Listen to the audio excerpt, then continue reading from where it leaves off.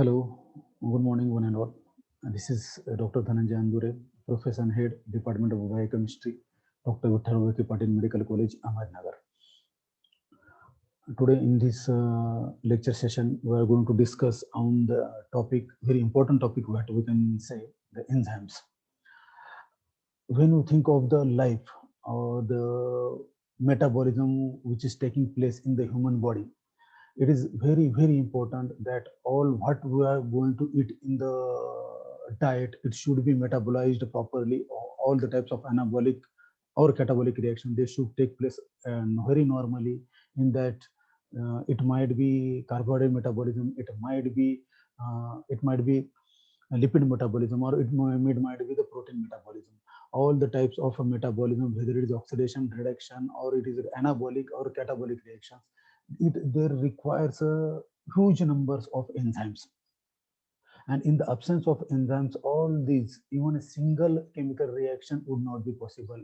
And in turn, the possibility of the human life or type of any survival of any type of life would not be possible. So this signifies the importance of the enzymes. One more important role played by the enzymes is that in the human body, few of the things cannot be changed.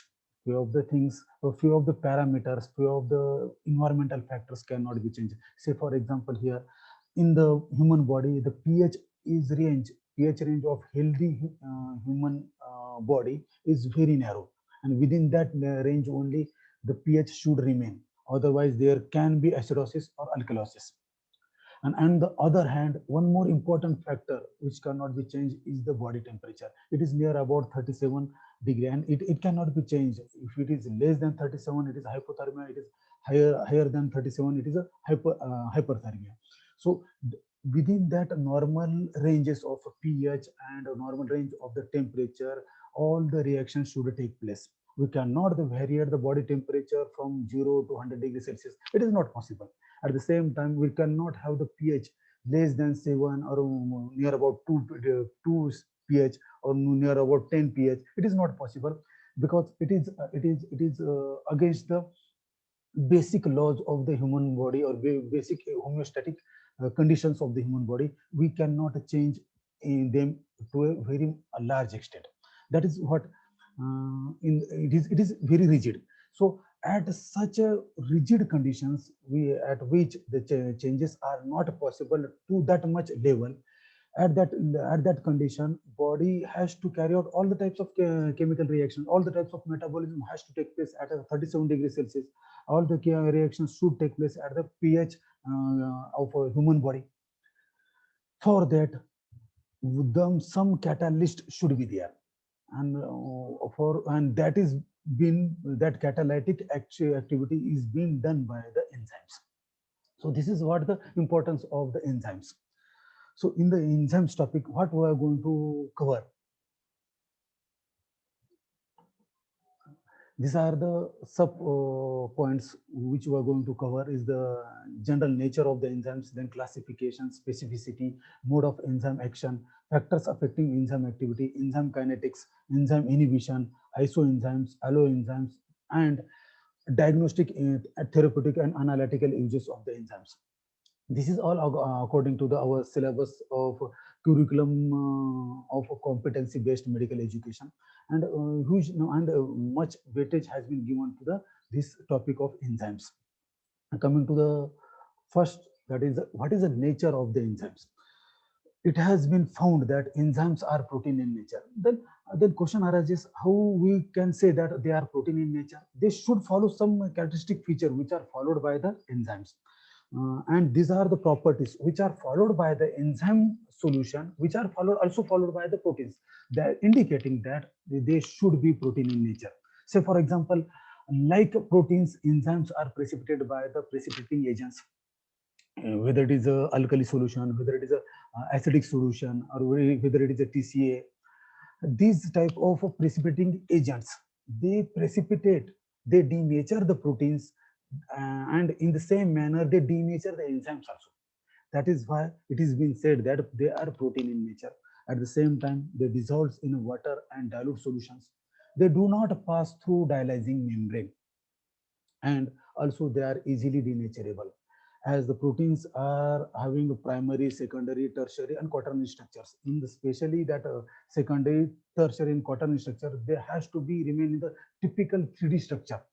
If that structure get disturbed, in that condition, there is a very obvious possibility of the denaturation.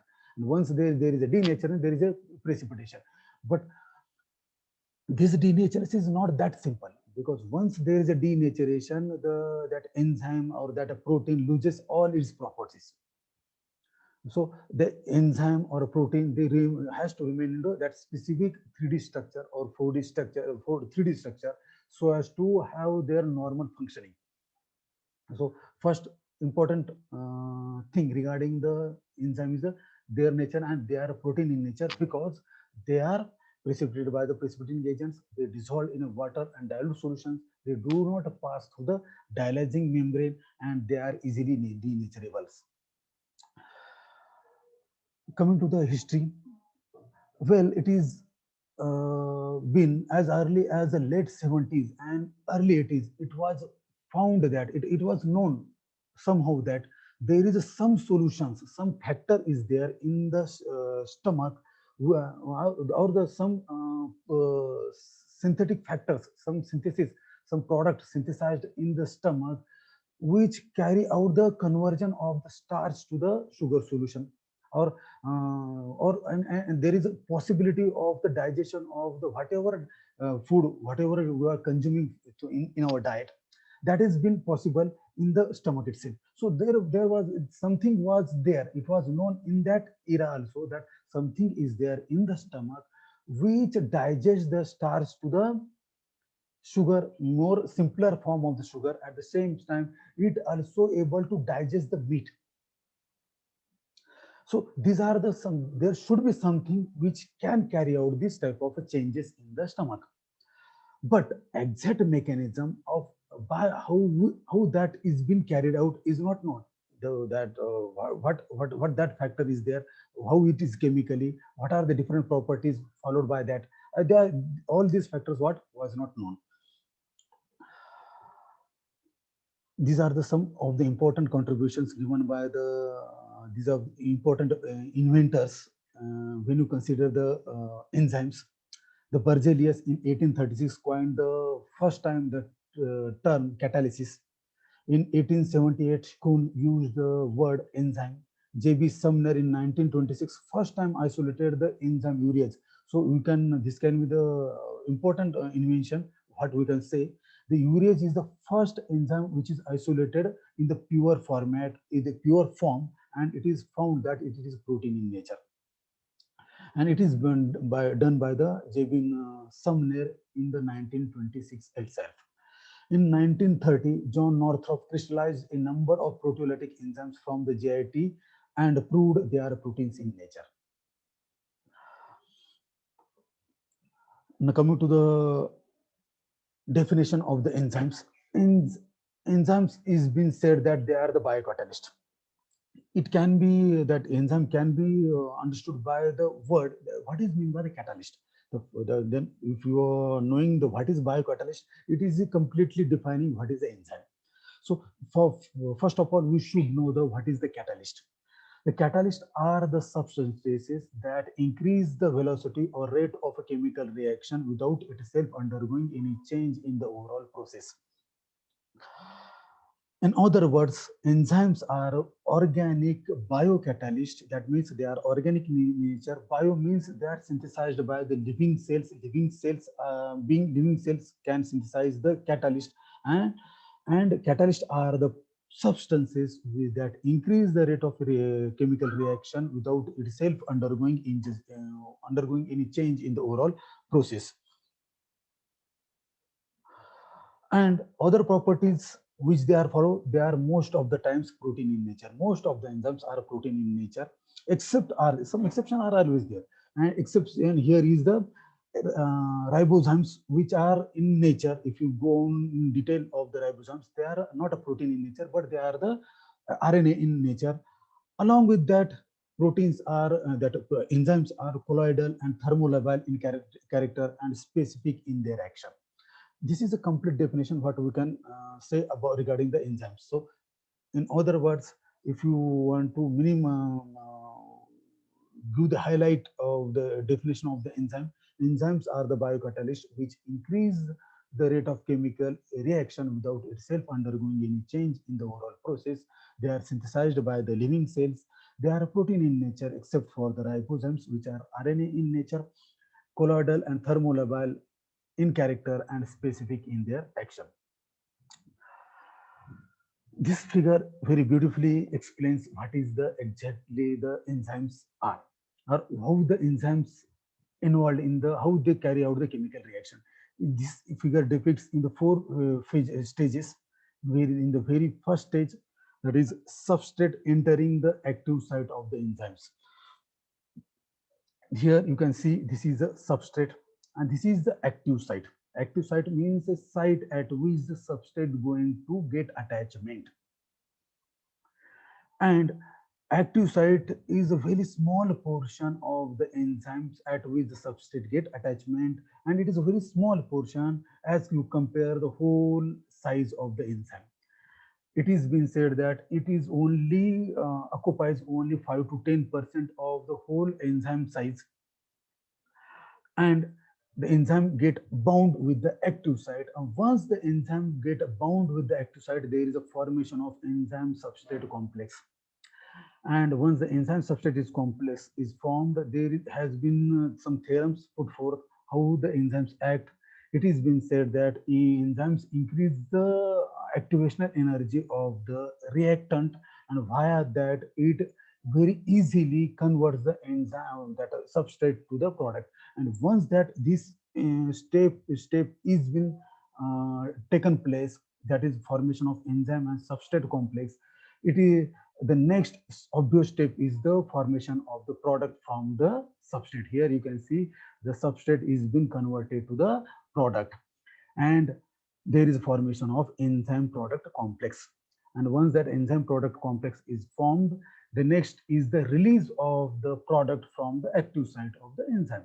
Once the active site releases that in product, there is a chemical reaction is completely, we can say the chemical reaction is completely taken place. So how this figure depicts the enzyme definition? Here you can see in the overall process, enzyme remaining as it is only allowing the chemical reaction to be taken place. In the overall process, the enzyme remains as it is. How it is before the enzyme, before the chemical reaction, it remains same after the chemical reaction also. So it completely follows the definition of the enzyme. Next is the nomenclature and classification. It has been from the histories. If you study the enzymes properly, it has been given various types of names. Very first, in the if you go very in the previous days, very olden days, in the early days, the enzymes were given names by their discoverers. Example is a pepsin, trypsin, and chymotrypsin. So these are the some of the hydrolytic or digestive enzymes synthesized in the stomach, and they have the proteolytic activity.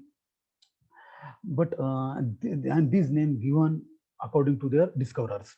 But very drawback of this nomenclature system, according to their inventors, is that it only conveys the information regarding the person who have invented that enzyme, but not the other rest of the information related to that chemical reaction which that enzyme carry out.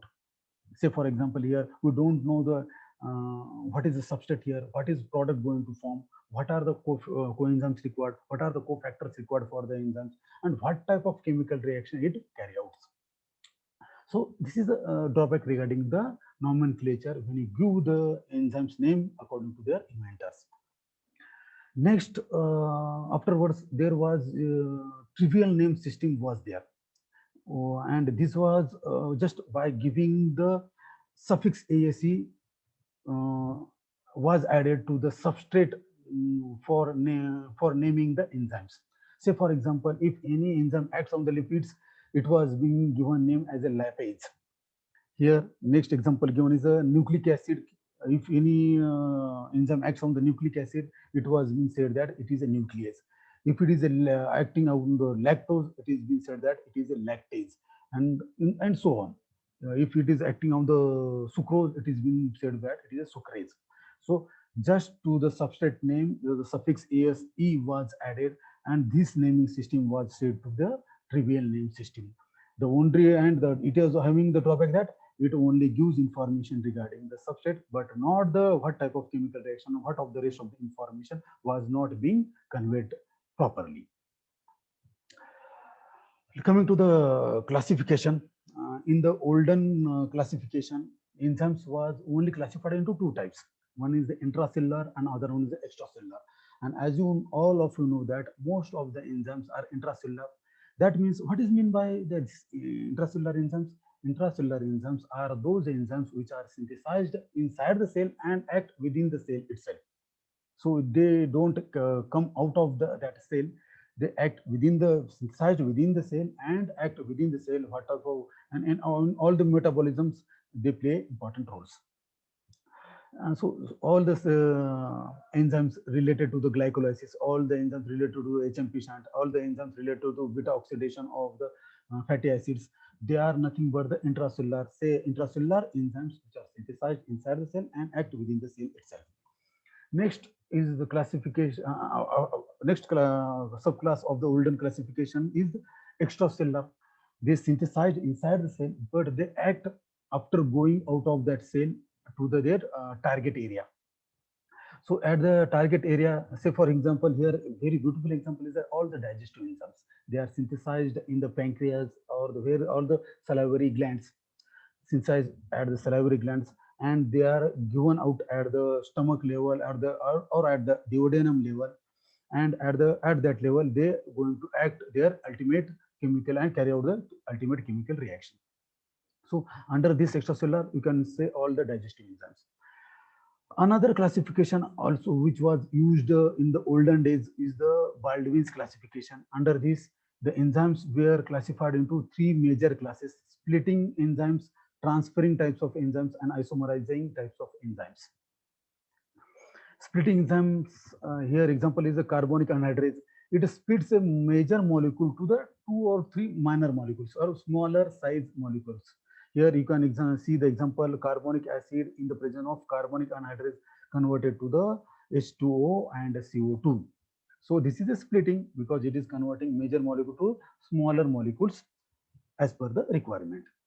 Next is the transferring. Transferring itself suggests it transfers some important functional group from one reactant to another reactant.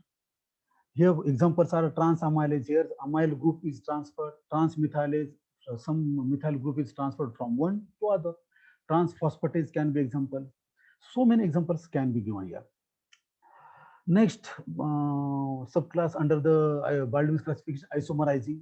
Glucose 1-phosphate is converted to glucose 6-phosphate in the presence of enzyme isomerase. So these enzymes converts the one isomer form to the another isomer form.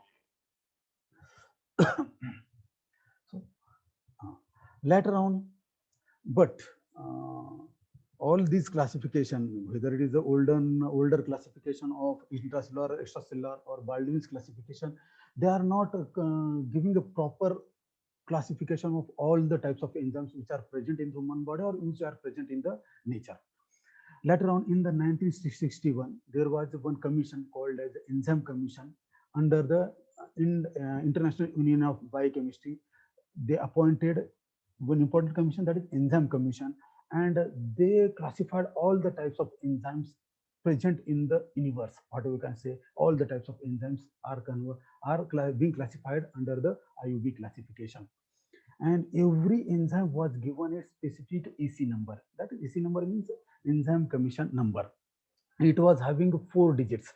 It was having 4 digits. First digit, reaction to which it indicates reaction to which enzyme belongs. It is a major class. Second digit signifies type of group involved in the reaction. It indicates a subclass. And third digit, substrate on which group act, whether it is a hydroxide group or whether it is a hydrogen group or any methyl group on which it acts. Fourth digit is a particular number within that subclass, within that third digit significance under the third digit. Here, one example of the EC number is the lactate dehydrogenase. Lactate dehydrogenase has got EC number, enzyme combination number 11127. Here, the first digit signifies the class, major class, that is oxidoreductase. That means lactate dehydrogenase is involved in the oxidoreduction type of reaction. Second digit stands for the enzyme acts on the OH group, hydroxyl group, hydroxide group.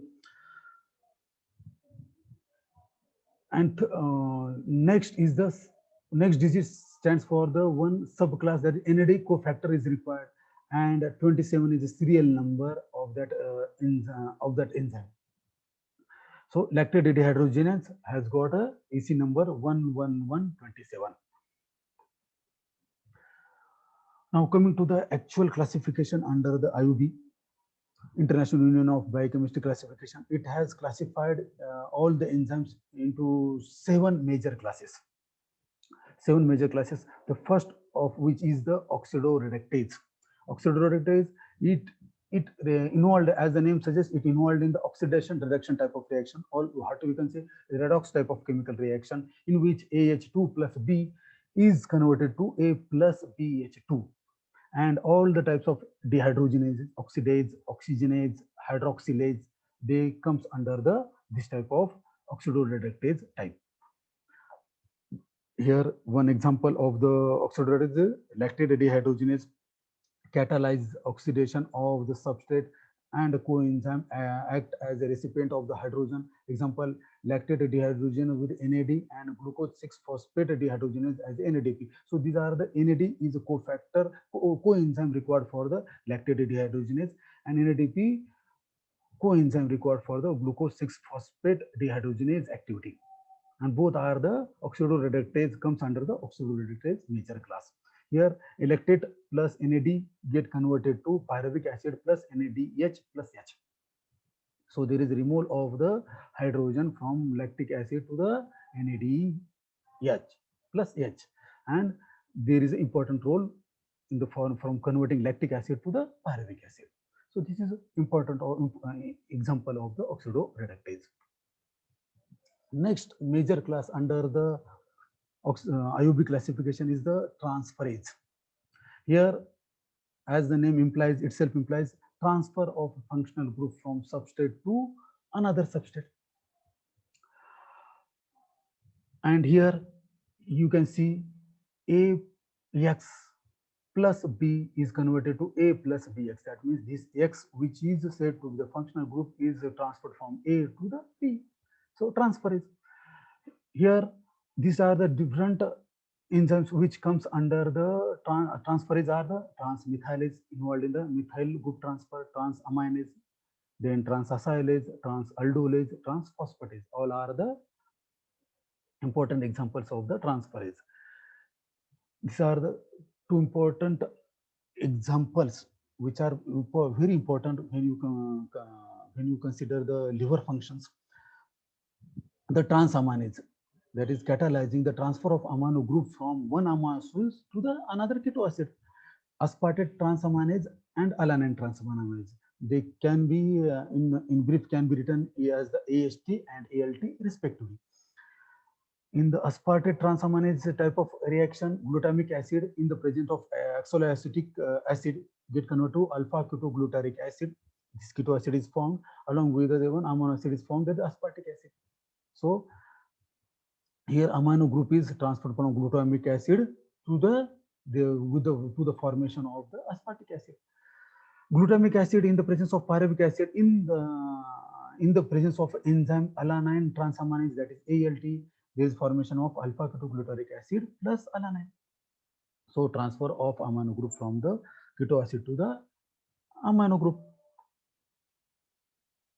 Next major class under the hydrolysis is catalyze the hydrolysis of the various bonds in the presence of the water molecule. That's why it is a hydrolysis. Here you can see what happens. There is a breakage of the covalent bond.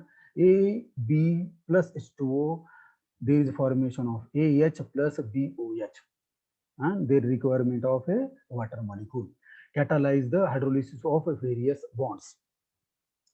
Here, etherase breaks the ether bond. These are the examples, various examples. Ether bond, thioether hydrolase is the example. Then carboxy ester hydrolase breaks the ester bond. Then peptidase breaks the peptide bond. Pepsin, trypsin, chymotrypsin are the examples. Then glycosidase breaks the glycosidic bond, glycoside hydrolase. Then amidase breaks the amide bonds. Here one example, urea plus H2, in the presence of urease, there is a formation of CO2 plus two molecules of ammonia.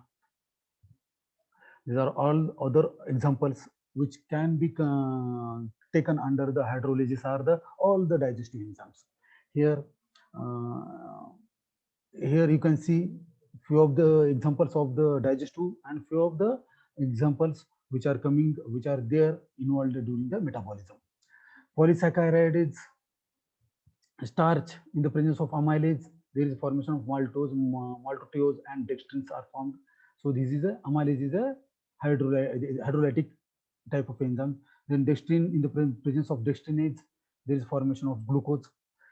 Disaccharide, maltase, then lactase, sucrase, they can act and convert to the more monomeric forms. Then lipase act on the various types of this triacyl glycerol, and there is formation of the monoacyl glycerol plus two free fatty acids. So these are nothing but the various examples which are taken under the major class of the hydrolysis.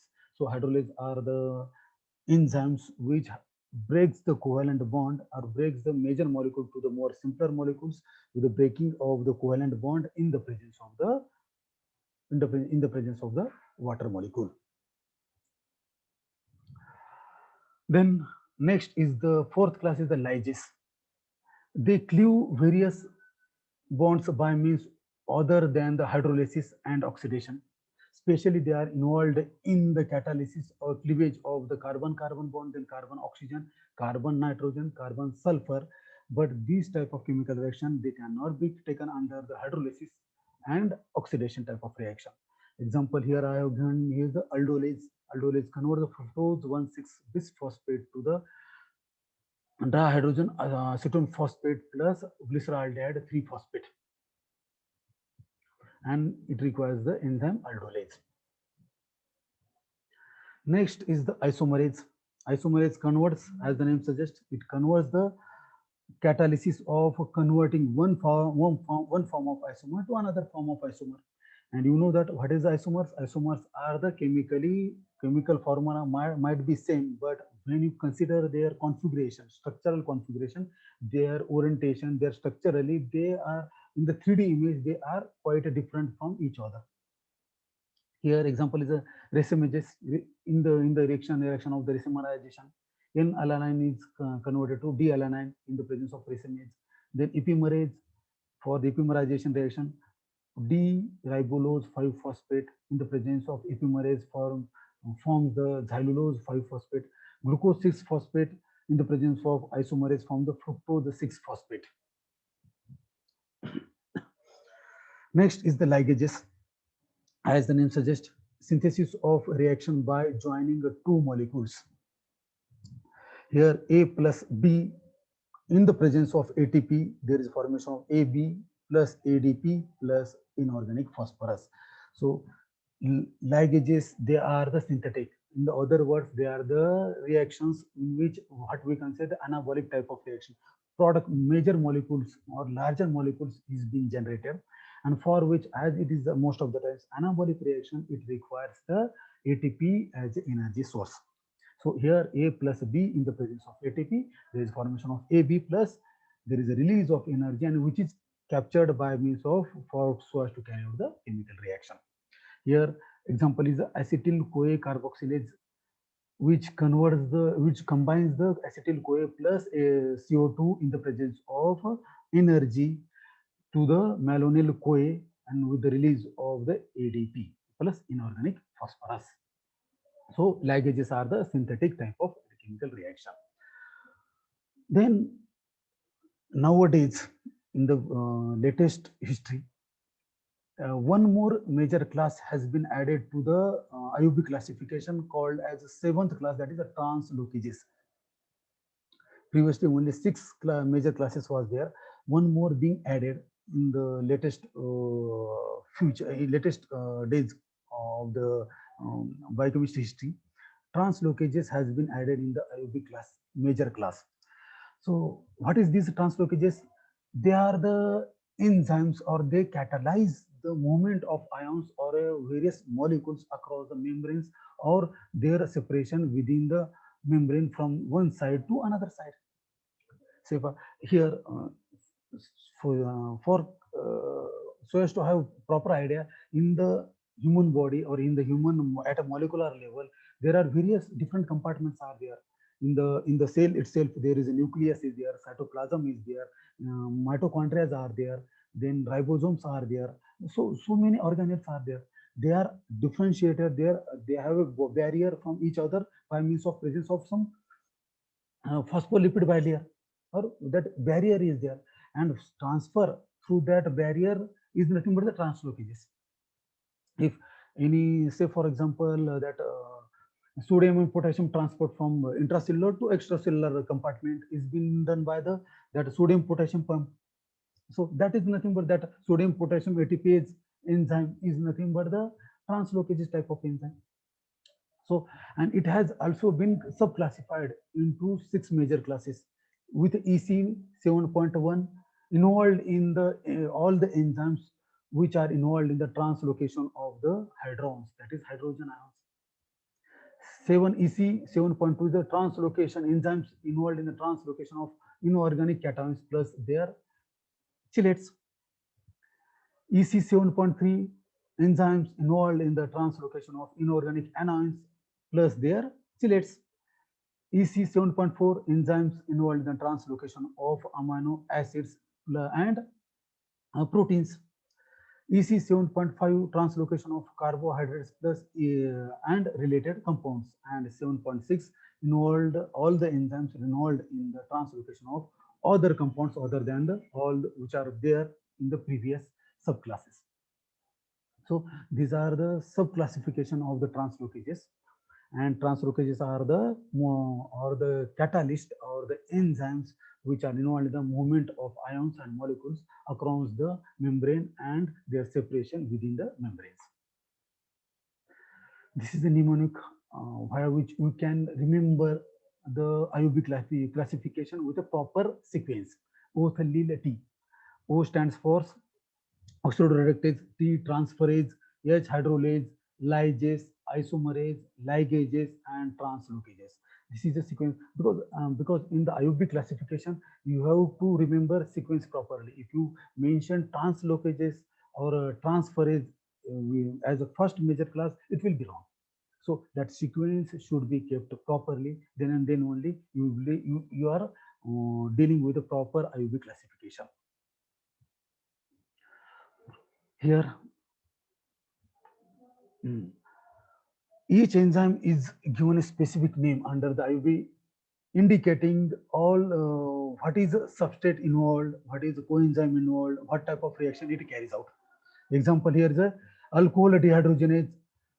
It's proper, it's exact IUB name is alcohol NAD oxidoreductase. Another example is hexokinase, which has got the IUB nomenclature as ATP dehexose 6-phosphotransferase. So if you remember these names, you can have all the information related to that enzyme activity. Say for example, in the alcohol dehydrogenase, alcohol is the substrate, NAD is a coenzyme, and a type of reaction is oxidoreductase. Here hexokinase is a dehexose is a substrate, ATP is required there, and that transferase type of reaction, and phosphate group is being transferred. So all the type of reaction, all the type of information related to reaction is been known by the, if you take the proper nomenclature of the IUB classification. But this is all related to IUB classification. But whether it is possible to follow the IUB classification with its nomenclature, one important topic is there. Although the IUB names for the enzymes are specific and unambiguous, they have not been accepted for general usage. What can be the reason? Because they are very complex and cumbersome to remember. You cannot remember all these alcohol, NAD plus alcohol, oxidoreductase for a single name for that for only for the that alcohol dehydrogenase. So it is cumbersome to remember. So the trivial names along with the EC number as and when required are commonly used and it is been widely accepted. So trivial names, they are not been taken out of the nomenclature or they are not taken out for general usage in the when you consider the names of the enzymes. Now, I think for this session, we stop here only. In the next session, we will be dealing with the properties and the factors affecting enzyme activity. Thank you very much, all of you, for listening carefully and understanding, trying to understand the topic. Thank you very much.